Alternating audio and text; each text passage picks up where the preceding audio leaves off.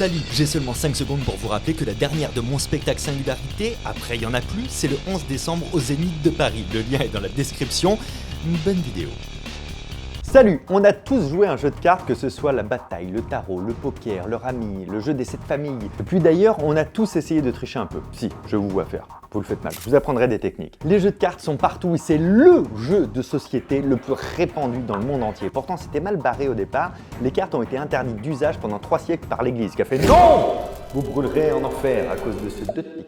Et ensuite, elles ont tellement évolué, prospéré, voyagé, parce que oui, une carte peut voyager, qu'aujourd'hui, on s'en sert même pour prédire l'avenir. Du moins, c'est ce que prétendent les personnes qui tirent les cartes. Je peux d'ores et déjà vous prédire, moi justement, que vous allez tout savoir sur les cartes, maintenant. Et je crois même que, je perçois, que Loïc va lancer un générique. C'est comme ça, cherchez pas, c'est des flashs, ça me traverse.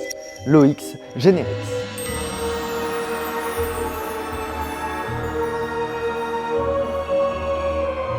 Première partie, le premier jeu de cartes. C'est un peu trop épique, non? Il y a toujours une première fois à tout. Alors d'où vient le premier jeu de cartes? Il serait apparu en Chine sous la dynastie Tang entre 700 et 900. Ces premières cartes correspondaient à 3 types de jeux chinois, les cartes monétaires, les cartes domino et les cartes échecs. Leur arrivée ensuite en Europe se situerait quelques siècles plus tard, on estime que c'est au XIVe siècle. Le consensus s'accorde à dire qu'elle serait d'abord arrivée en Italie du Nord en 1440 grâce à des échanges marchands avec les Arabes ou les Asiatiques. D'autres pistes sont explorées en ce moment, mais c'est pas simple de retrouver la trace de tout ça. Il n'y avait pas d'iPhone à l'époque pour filmer, pour faire des petites stories de « Eh, regardez les refs, j'ai ramené ça là d'Asie et tout, c'est trop stylé, ça s'appelle un jeu de cartes ». Bon ben on cherche et on trouve ce qu'on peut. Une chose est sûre, les Italiens ont très vite adopté le jeu de cartes et l'ont adapté à leur culture en créant leur propre symbole. Leur jeu se divisait en 4 couleurs, la coupe, le bâton, l'épée et le denier.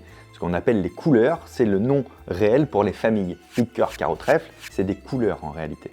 Il y avait aussi ce qu'on appelle les figures, mais qui à l'époque n'avaient pas encore de nom. À titre d'exemple, voici une carte où on peut imaginer qu'il s'agit d'un noble avec un falcon. Ou un falcon. Alors on en fait quoi de ces cartes?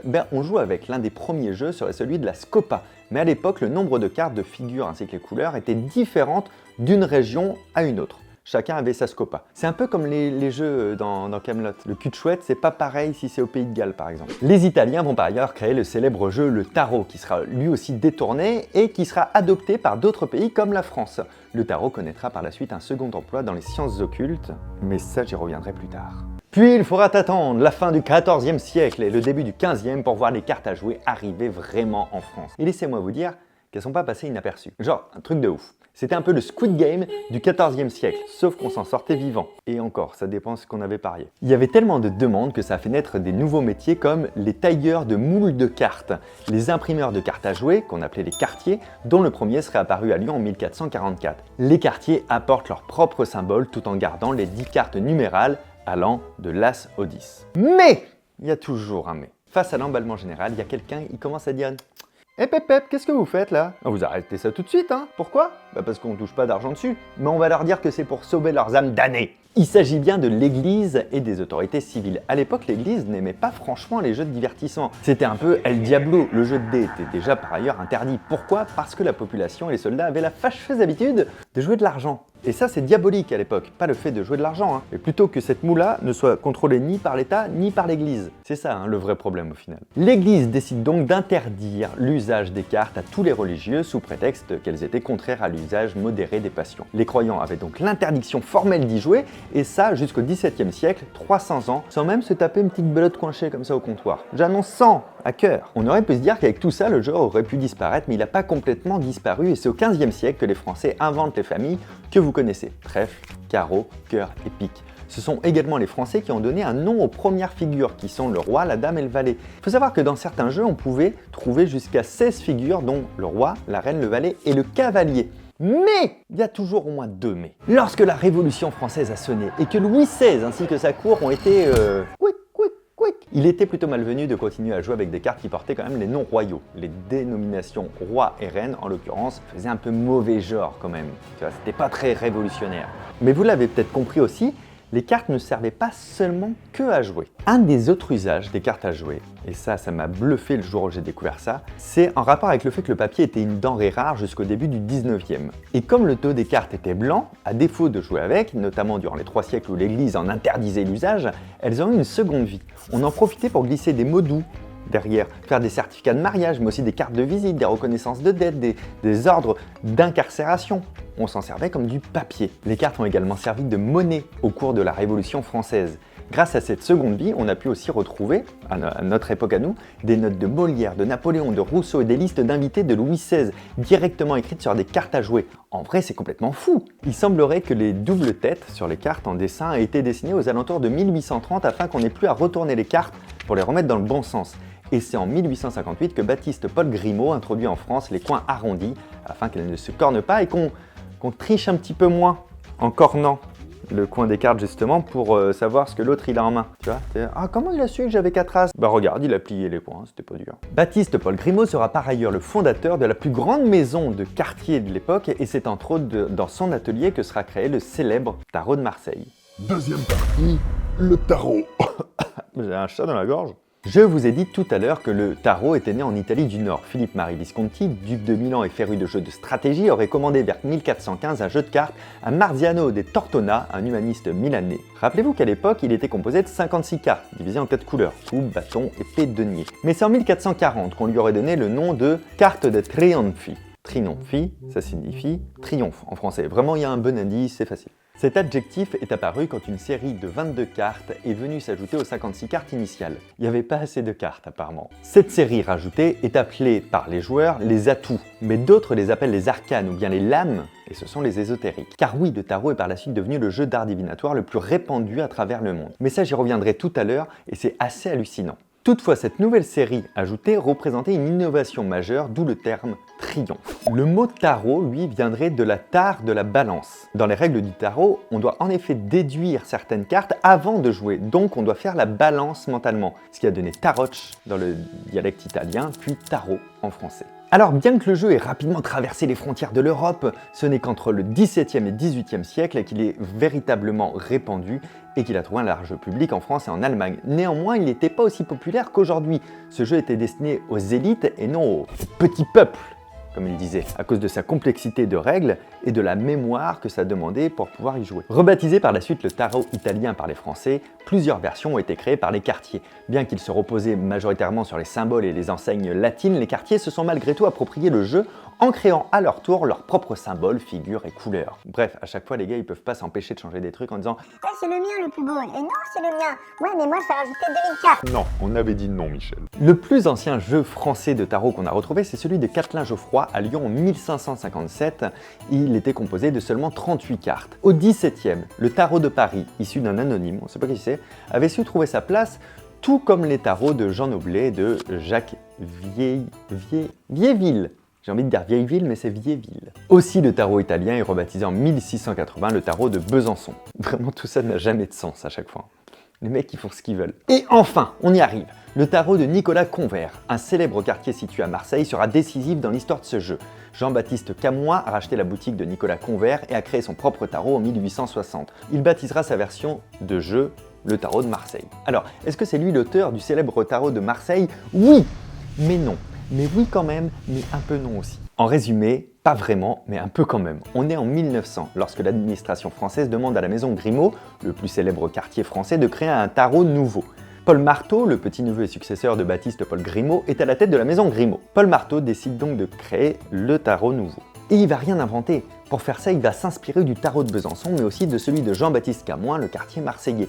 Si bien que Paul Marteau l'a rebaptisé en 1930 l'ancien tarot de Marseille. Et puis commercialement, on se dit que si c'est ancien, c'est que c'est bien quoi, parce que ça a l'air vrai quoi.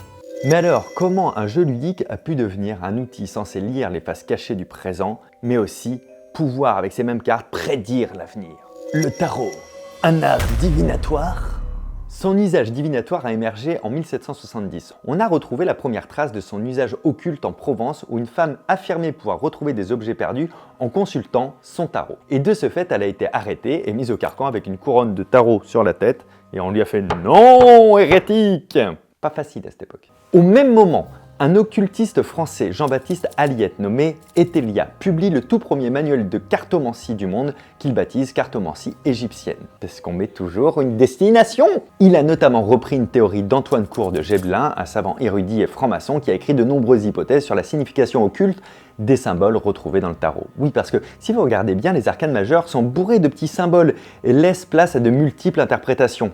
Quoi qu'il en soit, c'est Court de Gébelin lui-même qui aurait initié Etelia à la lecture de ces cartes. De là, Etelia publiera un livre qui s'appelle Manière de se recréer avec le jeu de cartes nommé Tarot. Alors l'usage divinatoire va connaître un essor énorme au milieu du 19e avec deux personnes. Alphonse Louis Constant, un ecclésiastique français qui sera qualifié de grand rénovateur de l'occultisme français par son biographe et qui jouera un rôle majeur dans la diffusion de cette pratique. Et Gérard Ancos, appelé Papus, un médecin et occultiste qui participera également à l'expansion internationale du tarot divinatoire grâce à ses ouvrages tels que Le tarot des Bohémiens. Là au moins il n'y a pas de ville parce que les Bohémiens, ça voyage. Et pour quelle raison le tarot, ou encore l'ancien tarot de Marseille, a suscité ce second emploi ?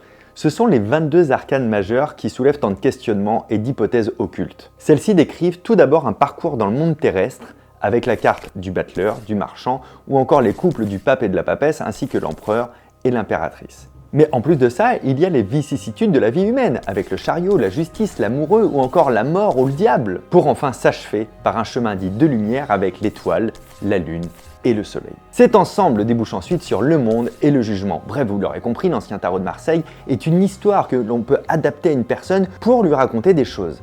On peut aussi retrouver de célèbres voyants qui avaient pour outil des jeux de divination allant du tarot de Marseille à l'astrologie. Marcel Belin, le célèbre médium du XXe siècle, prédira le lancement de Sputnik, la découverte du vaccin anti-polio, le naufrage de l'Andrea Doria mais aussi la mort de Marilyn Monroe.